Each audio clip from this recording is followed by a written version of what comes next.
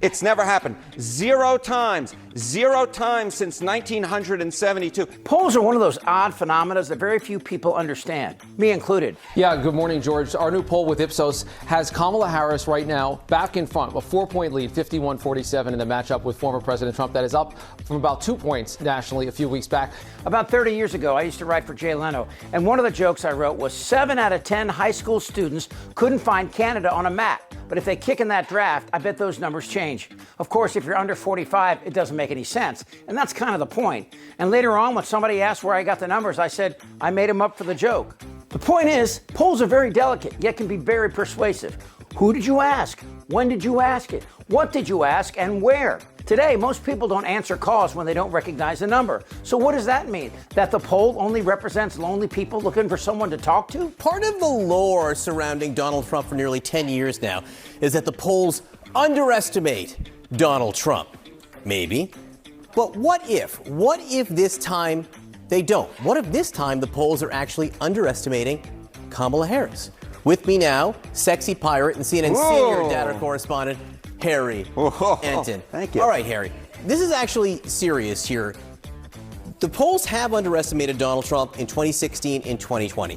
Any precedent for it happening 3 times in a row? It's the great question, John. Is there any precedent that the polls will underestimate Donald Trump once again? Because that's all we hear about. Oh, Donald Trump's going to outperform his polls. So I went back and checked out whether or not a party outran the polls 3 presidential election cycles in a row in the key battleground states.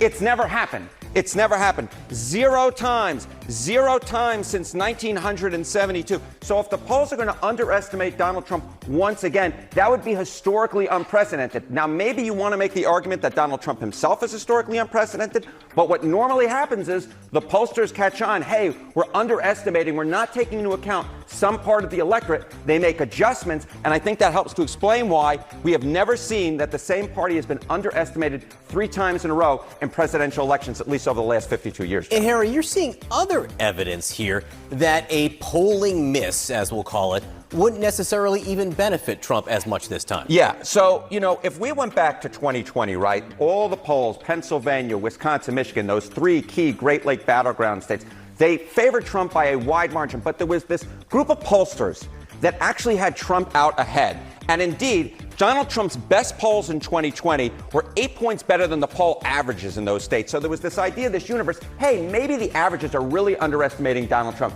This time around, the question that I had was, are there still these polls that may indicate that the averages are really underestimating Donald Trump?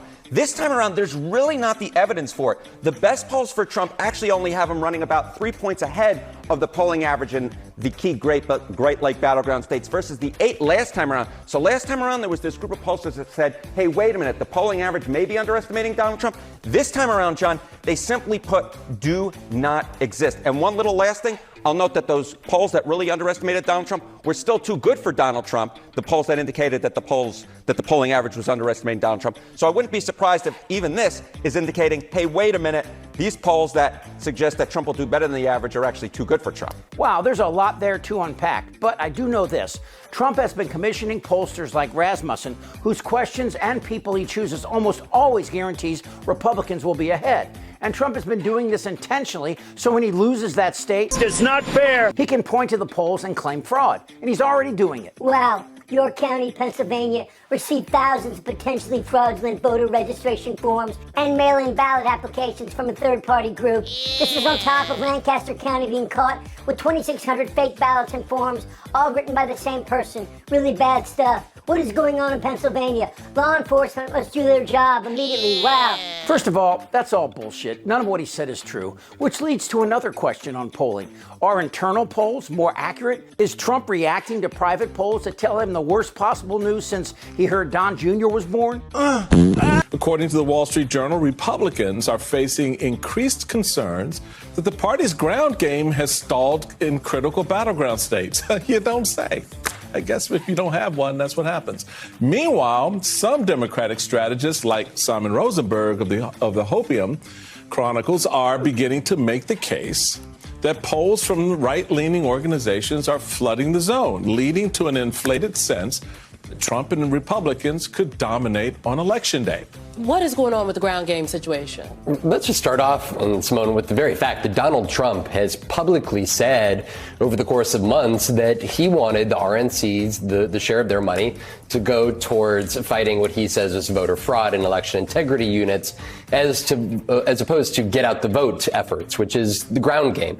Donald Trump in August at a campaign rally in North Carolina, he literally told the crowd that they already have enough votes. They just need to make sure that there's not cheating so that they don't lose. And we have seen that play out at the ground game level across the country. It's usually the RNC and the campaign that teams up with the state GOP to build those ground game operations. But instead, here in the recent weeks, we have seen them effectively outsource that operation to the Elon Musk PAC, America PAC, which is sort of haphazardly trying last minute to put something together. We need every voter. I don't care about you. I just want your vote. I don't care. The world has changed so much in the last 30 years. Cable TV, the internet, iPhones, none of them existed when Bill Clinton first ran for president. But today, there's almost as many polls as there are Trump indictments. And when you look at them forensically, you see what Harry Enton said at the top of this video. Harris's numbers could be and probably are being suppressed. Interesting way to look at it. And of course, we talk about 2016, 2020. We have had a big election since then. That's exactly right. So, if the idea is that maybe the pollsters have, in fact, been making adjustments, you might have seen it in 2022. And what do we see in 2022 in Michigan, Pennsylvania, and Wisconsin? Well, it turns out that the average poll in those states actually underestimated Democrats by 4 points. It underestimated Democrats by 4 points. And I want to apply that to the electoral map, because if it turns out that the polls underestimate Donald Trump, or underestimated the Democrats, like they did in 2022, what happens? Well, Kamala Harris wins a sweep because she wins all these Great Lake battleground states. She wins down in the Southeast, and she wins down in the Southwest, and she gets the 319 electoral votes. The bottom line is this, dear audience and Mr. Berman. I think a lot of folks are sort of counting in that Donald Trump will, in fact, be underestimated by the polls. But when I'm looking at the evidence, I think you got to hold on a second. Maybe that'll happen. Maybe it'll happen. But I think that there are folks who are underestimating the idea that maybe Kamala Harris will be underestimated by the polls at least a week out. Obviously, polls are meaningless the day after the election. For that election. But 2022 is a perfect example of what might happen here. While Republicans were predicting a red wave in 2022, it didn't happen. The 2022 election should be categorized as a youth wave, with near historic numbers of young people turning out to vote, motivated not by party, but by the issues impacting them.